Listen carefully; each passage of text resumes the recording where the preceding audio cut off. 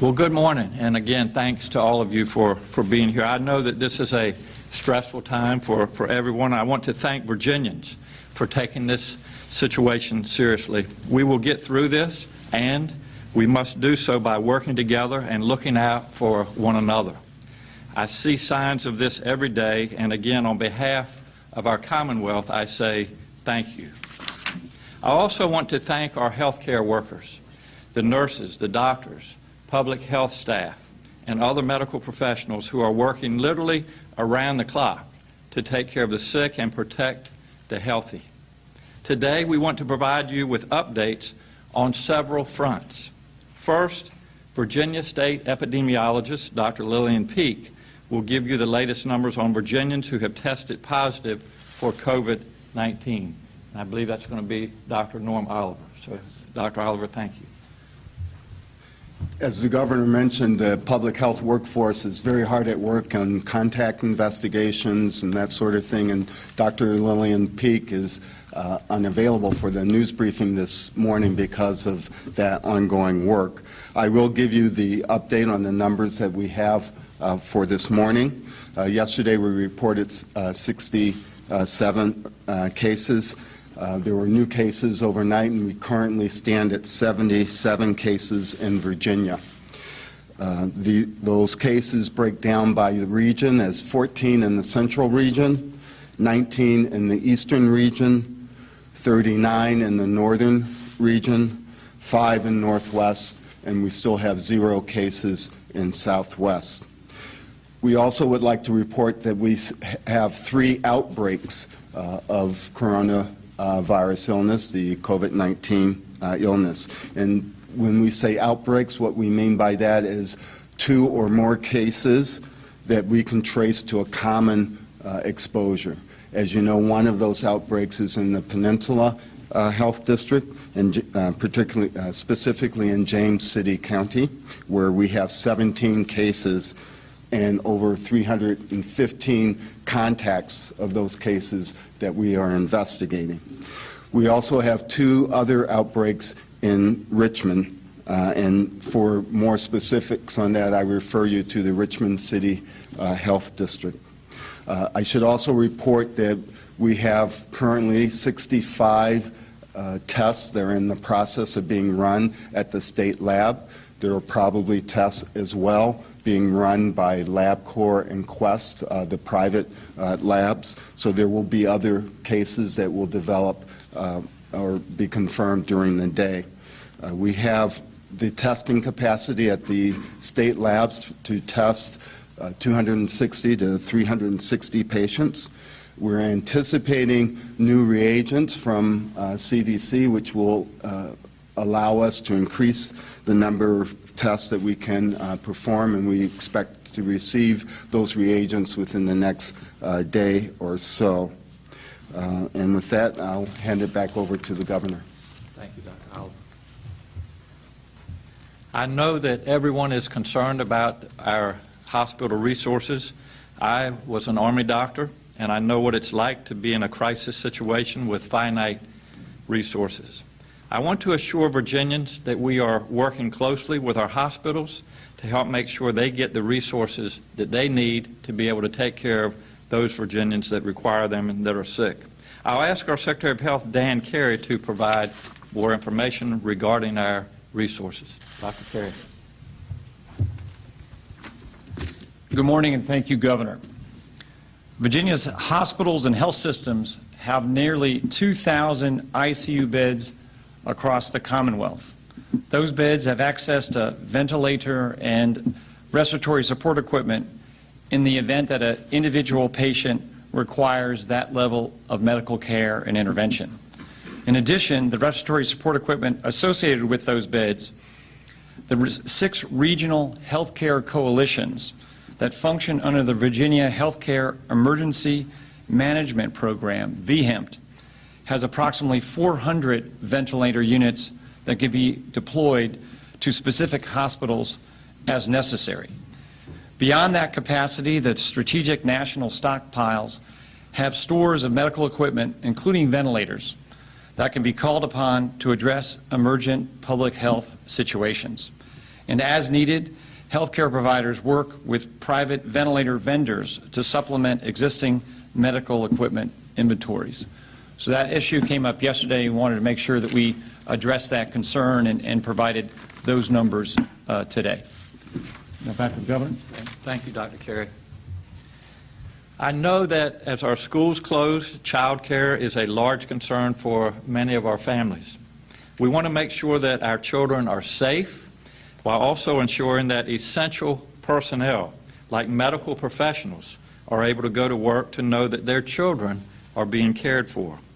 I'll ask Duke Storen, the Commissioner of our Department of Social Services, to talk about steps we are taking around child care. Dr. Storen, thank you.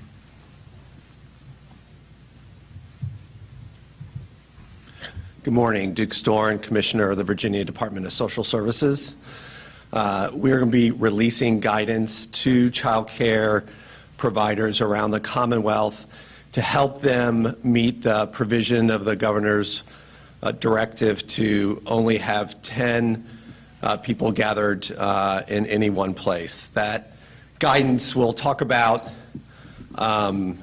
keeping the number of children per classroom to 10 inclusive of the staff and the children. We know that this will be a hardship for many child care providers to change their model, but we know that they are up to the task.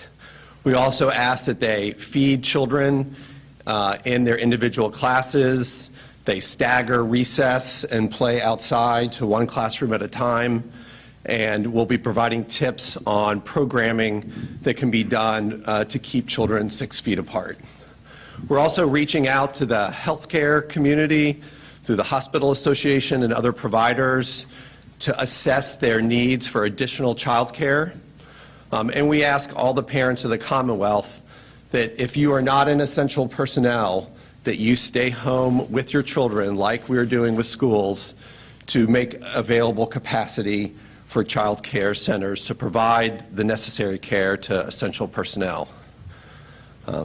Be happy to answer questions later on. Thank you very much. And finally, we are hearing from the American Red Cross that they are experiencing a shortage of donated blood as blood drives are canceled.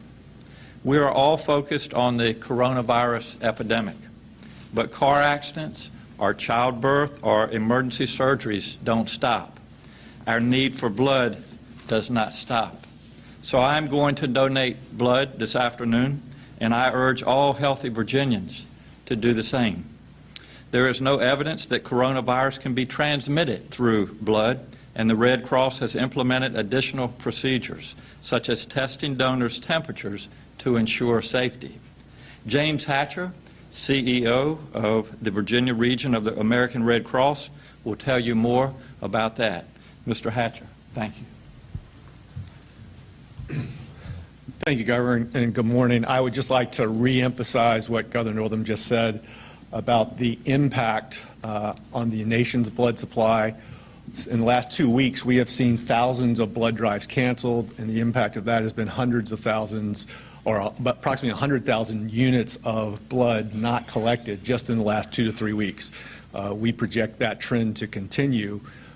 As the Governor noted, there are some things that you can reschedule when it comes to the need for blood, but there are many that you cannot. In this time of uncertainty and people wondering, what can I do to help? Certainly we've talked a lot about that, social distancing, staying at home, but another thing you can do to help is if you are healthy, feeling well, is to roll up your sleeve and get blood. It is a critical need in our communities, both locally within the state and across the nation, and it is something that each of us can consider doing that has a dramatic impact, dramatic positive impact during this time. So thank you very much. It's just if you could let folks know how they could do this. Absolutely. Should they make a phone call? Oh, absolutely. So the question was, how can you, if you are able to give blood and want to do that, how can you do that? In order to support the social distancing and gathering guidelines, we ask that you go onto redcrossblood.org and make an appointment at one of our fixed sites. Most of our mobile drives and drives out in the community are the ones that have been canceled. Our steps at our fixed sites There's one at Emerywood Parkway, there's one on the Arboretum, there's one in Short Pump here locally. You, again, can go under redcrossblood.org, make an appointment. That ensures that when you get there, you can be tested, we can ask you some screening questions, and that we can pace people through the blood drive process to ensure that we are, again, respecting the gathering limits that we have in place to ensure safety. Thanks so much. Thank you very much. Some final updates from our administration. Yesterday, our Board of Elections announced that it is encouraging voters in our upcoming May elections for local offices to vote absentee to protect their health.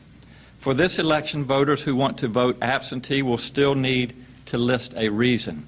They can mark the box 2A, I'll repeat that, 2A, for illness or disability. The deadline to request an absentee ballot for our May elections is April the 28th. April the 28th. So voters should request those ballots as soon as possible. During this time of uncertainty, it is important that our democratic elections process is not impacted. Absentee voting will ensure that all voters in towns across Virginia are able to exercise their right to choose their local officials. Second, our Department of Education announced yesterday it is working with the federal government to ensure maximum flexibility for testing requirements for students. Last week, I ordered all K through 12 schools to close for at least 2 weeks. Some school divisions have announced plans to remain closed for longer. We want to make sure that testing requirements don't impact schools' accreditation. But more immediately, we want to ensure that this situation doesn't affect our high school seniors and their ability to get a diploma.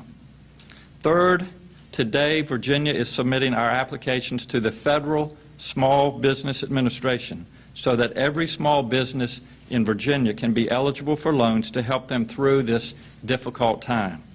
These loans can be up to $2 million and are low interest. I know, as I said earlier, that this is a very stressful and concerning time for every Virginian. It is likely to remain so for some time. Please continue to practice preventative health measures, such as washing your hands, and please maintain social distancing and avoid large gatherings. We will get through this, but we must work together and take care of each other. So thank you for complying with our guidelines. I'll be glad to take questions. Has there been any discussion about the National Guard and the role they might play further down the line in this? It's a great question, and we do. The question was, have we thought about deploying the National Guard? And that's certainly an option that is on the table. We have not made that decision, but we have been in contact with the leadership of our National Guard to make sure that they're ready in the need that we do call them.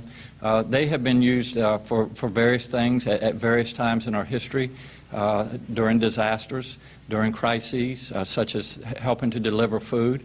In this particular situation, I can foresee maybe the possibility of helping us if we need more capacity at our hospitals, whether that be with space, if we need to move into other structures, if we need to put up tents as we would in MASH units, if we need more equipment such as ventilators, and probably most importantly, if we need more staff.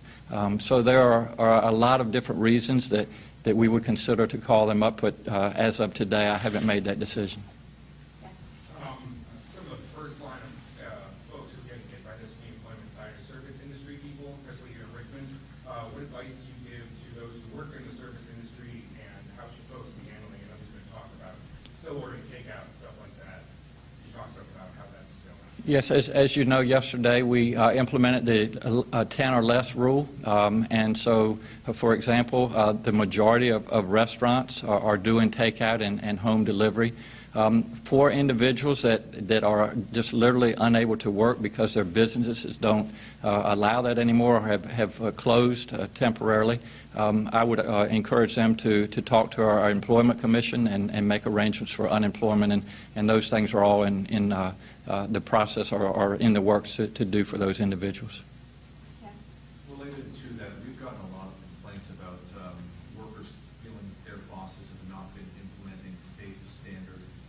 off the guidelines, including some from food processing plants. What is your recommendation to do? What can they do if they feel this is the case? Yeah, it's a great question. And, I think it gets back to, and it's a difficult definition, I will admit, of what's essential and what's not. But, for example, your question about food processing and food manufacturing, that needs to continue. We need to have nutrition for Virginians. And so, we have been in touch with those employers and encouraged them to use the same safe practices that we've talked about. And you could compare it to healthcare providers. We need our healthcare providers. We need people that produce food. So that will continue, but as best they can to keep the social distancing, to use good hygiene, hand cleaning, sanitizing equipment, all of those things, and that's the way we'll move forward with that. Is the state considering its own economic stimulus measures? I'm thinking things like mandatory paid leave at the state level or payouts to businesses and workers affected by this using state dollars specifically? It's a good question, and the question is the state considering economic plans such as paid sick leave? As people may recall, we actually introduced a bill this past session for paid sick leave across Virginia. It was defeated. I regret that, and it's something that we'll bring up again during the next session. As far as stimulus packages, as far as what we're doing with our economy, what we're doing with our budget, it's a day-to-day process. This is a dynamic, changing situation. Secretary Lane, who is our Secretary of Finance, and we talk frequently each day. We will be making adjustments as needed, depending on what the economy is doing with our budget. As you know, we have reconvened session in April, and while we haven't made any changes to date, that's an ongoing process. And clarification, Yes. when you say next session, is that the next session next year, or will it be addressed in the session in April or perhaps a special session? No, this session, the reconvened session, will be to address bills that have come to my desk in our budget. Yes. Hi. The ACLU is calling for pretrial jail inmates to be released, as well as vulnerable prison populations, like people who are very elderly or terminally ill. Is that something that your administration is considering right now? Secretary Moran, if you might want to answer that. Thank you. Thank you, Governor. Brian Moran, Secretary of Public Safety and Homeland Security. And Mel, we are looking at all available means by which to ensure the safety of our citizens, including those residents of our local jails and prison facilities. The Department of Corrections has taken some extraordinary steps to not only secure the health of their inmates, but also of the personnel at DOC. We have suspended visitations. Lawyers now have non-contact visits, and we have suspended transfers of inmates from local jails. We are working with our sheriff community to take the necessary steps to continue to ensure the safety of all involved. Governor, maybe a question for you and Dr. Oliver. Talk about the three outbreaks, one being in James City County.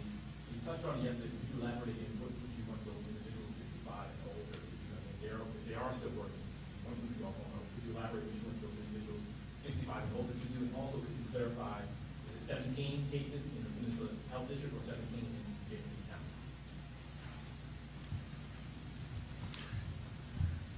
It's 17 in James City County, and that's the particular outbreak that we're referring to in the Peninsula District. And Governor, did you want to address the 65 and older? If you can address that, that'd be fine. I think the guidance is pretty clear. Folks who are 65 and older, unless they're doing work that is absolutely essential, they should be staying at home and distancing themselves from any kind of interaction. They're at higher risk of becoming gravely ill from COVID-19, and that's their best defense from getting that infection. And just to follow up, thank you, Dr. Oliver, there's been some terms that have been used, self-quarantine versus self-isolate. And I would still encourage all Virginians, including those that are over 65, that this doesn't mean that they have to stay in a room in their house. I mean, on a pretty day, for example, we would encourage them to get out and take a walk, but again, to remember keeping their distance from other individuals. That's the main thing, to keep them safe. Governor, Sierra just announced that they're temporarily suspending their drive-through testing sites because they're low on both tests and supplies. So can you elaborate a little bit more on when you expect more supplies to come and whether we have tapped into the national emergency stockpile, and if so, why not? If not, why not? Yes, I may have our director of our lab, but I would just remind folks, and I think that every day our ability to test our supplies are better and will continue to get better, but there's still a screening mechanism. Questions will be asked. Has someone had contacts? Have they had travel to endemic areas? Do they have the symptoms of the fever, the cough, the shortness of breath? And if they meet the criteria, then they will be tested. So until further notice, we'll still go through that screening process and then the testing as a second step. You might want to elaborate on the testing. Thank you. Good morning. I'm Dr. Janice Toney. I'm the Director of the Department of General Services Division of Consolidated Lab Services. So you are correct. There is a nationwide shortage on a wide range of different supplies for the collection of samples for testing, and in addition on the supplies that we're using to actually perform the test reagents. Right now, the recommendation and the approaches that we are using is that we are attempting to procure as many of those supplies as we can. We can get many of them from the federal government, and those are being purchased and being supplied at the state level. And for our laboratory here, the state laboratory, when we get those supplies, we are working in collaboration with the Virginia Department of Health to get those supplies out to the localities where they are needed most. So that is our first priority. And then for testing supplies, there are a variety of components and different ways that we can approach doing the testing, and we are pursuing every possible avenue of maintaining our ability to provide testing support for the Commonwealth, again, for the highest risk patients, which needs to be our focus right now for testing. Question. Test. Sorry. Just to piggyback off that question, there's been some confusion from people about where to go if they get sick, and there's been some confusion, I think, from clinics on referring people to VBH, referring to health departments, referring them back to clinics. There's just sort of a circle there. What does it say to streamline that process? And where should people go if they feel like they're getting sick? You want to try? We're asking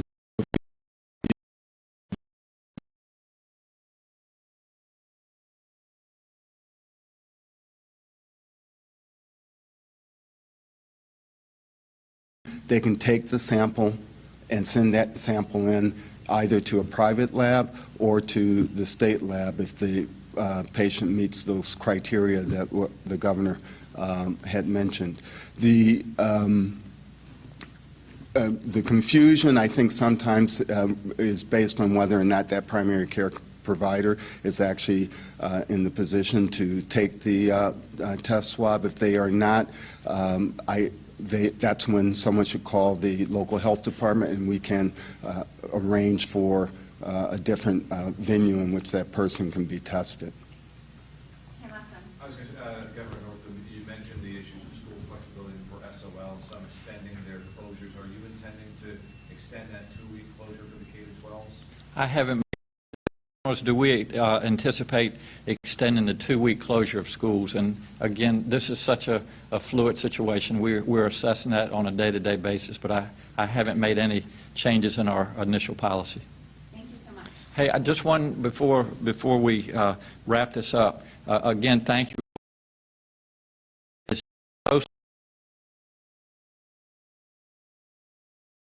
Our fellow Virginians. So we'll be every day at 11 o'clock should you choose to join us. But until and continue the diligence across Virginia to really deal with this pandemic. Thank you all so much.